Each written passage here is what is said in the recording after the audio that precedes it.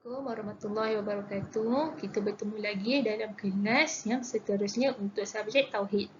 Okey. Okey, jadi kita dah tengok pelajaran yang pertama iaitu sifat wajib, mustahil dan harus bagi Allah. Dan kita dah go through sifat wajib dan mustahil bagi Allah yang pertama. Okey. Jadi kita boleh tengok dekat dalam gambar ni sifat wajib Allah yang pertama iaitu kaunuhu ta'ala qadiran dan juga sifat mustahil bagi Allah kaunuhu ta'ala ajizan. Kita dah tengok dah dua-dua ni pada kelas-kelas sebelum ini. Jadi siapa yang belum lihat ataupun siapa yang belum tahu boleh rujuk video Ustazah sebelum ini. Untuk kelas hari ini, okay, kita akan tengok sifat wajib Allah yang kedua iaitu kaunuhu ta'ala muridan dan juga lawan dia, sifat mustahil dia adalah kaunuhu ta'ala karihan. Okey. Jadi kita tengok dulu apa dia kaunuhu ta'ala muridan tu.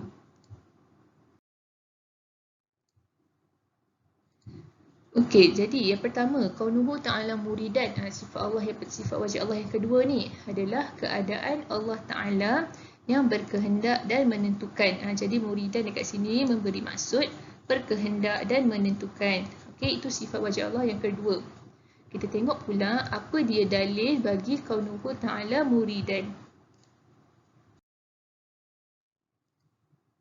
Okey, jadi dalil untuk kaunuhu ta'ala muridan adalah daripada surah Al-Buruj ayat 15 hingga 16 yang berbunyi Zul arshil majid fa'alul lima yurid. Maksudnya, Tuhan yang mempunyai arasy yang tinggi kemuliaannya, yang berkuasa melakukan segala kehendaknya. Okey, jadi daripada dalil ini kita boleh tahu bahawa Allah itu dia tinggal dekat arasy yang tertinggi sekali di dalam dunia, di dalam alam ini. Jadi arasy Allah ni adalah yang paling mulia. Jadi kita dah tahu untuk sifat wajib Allah yang pertama adalah Allah itu amat berkuasa. Jadi bila Allah nak buat sesuatu, Allah berkuasa untuk melakukan dia. Okey, itu adalah sifat wajib yang kedua. Sekarang kita akan tengok pula dia punya lawan, iaitu sifat mustahil bagi Allah. Okey, jadi sifat mustahil bagi Allah yang kedua adalah kaunuhu ta'ala karihan. Maksud dia keadaan Allah Ta'ala yang dipaksa. Jadi karihan di sini membawa maksud dipaksa. Jadi lawan kepada kaunuhu ta'ala muridan adalah kaunuhu ta'ala karihan. Ini lawan dia. Okey. Kita tengok pula dalil untuk kaunuhu ta'ala karihan ni. Okey, jadi sifat mustahil bagi Allah iaitu kaunuhu ta'ala karihan. Dalil dia adalah daripada surah Yasin ayat yang ke-82. Innama amruhu iza arada syai'an an yaqula lahu kun fayakun. Maksudnya, sesungguhnya keadaan kekuasaannya apabila ia menghendaki adanya sesuatu, hanyalah ia berfirman kepada hakikat benda itu, jadilah engkau. Maka ia terus menjadi. Jadi, okay, kita boleh tengok daripada ayat ini, bila Allah itu nak buat sesuatu, menghendaki sesuatu, Allah cakap dekat benda tu, kun fayakun. Jadilah engkau. Kan bila Allah nak buat sesuatu, Allah pun cakaplah jadilah engkau. Jadi benda yang Allah nak buat tu terus menjadi. Macam tu. Kenapa jadi macam tu? Sebab kita dah tahu dah Allah itu amat berkuasa. Jadi bila Allah tu amat berkuasa, dia nak buat sesuatu dia terus jadi. Macam tu. Okey, sekarang kita akan tengok pula kenyataan-kenyataan mengenai sifat-sifat ni. Jadi yang pertama adalah tiada siapa yang dapat menghalang semua kehendak Allah. Okey, jadi macam dalam slide yang saya ada sebut sebentar tadi, disebabkan Allah ini amat berkuasa, tak ada siapa pun yang boleh halang Allah nak buat apa-apa. Sebab dia paling berkuasa, dia paling power macam tu. Tak ada siapa pun yang boleh halang dia.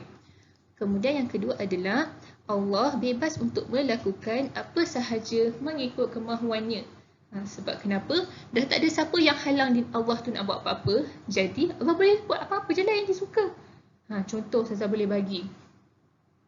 Awak nak main kat luar. Tapi kalau parents awak ada dekat rumah, kena minta izin dulu. Macam tu.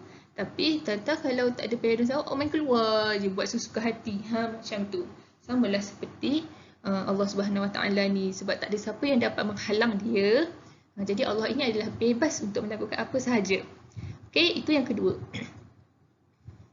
Kemudian yang ketiga adalah kita tidak boleh memaksa Allah untuk melakukan sesuatu. Kita ni dah tahulah, kita ni sebagai umat Islam adalah hamba kepada Allah. Dan kita, kedudukan kita sebagai hamba, memang kita ni tak boleh nak paksa lah Allah tu nak buat apa-apa. Macam tu. Okey? Sebab kita ni lemah dan memang kita ni pun Allah yang cipta. Jadi macam mana pula kita boleh minta macam-macam kepada pencipta kita? Macam tu. Kita boleh paksa-paksa dekat Allah tu nak buat sesuatu. Tak boleh. Okey? Dan yang terakhir sekali, sebagai umat Islam, kita kena melazimi sebutan masyiah, iaitu insya-Allah. Apabila berazam untuk melakukan sesuatu.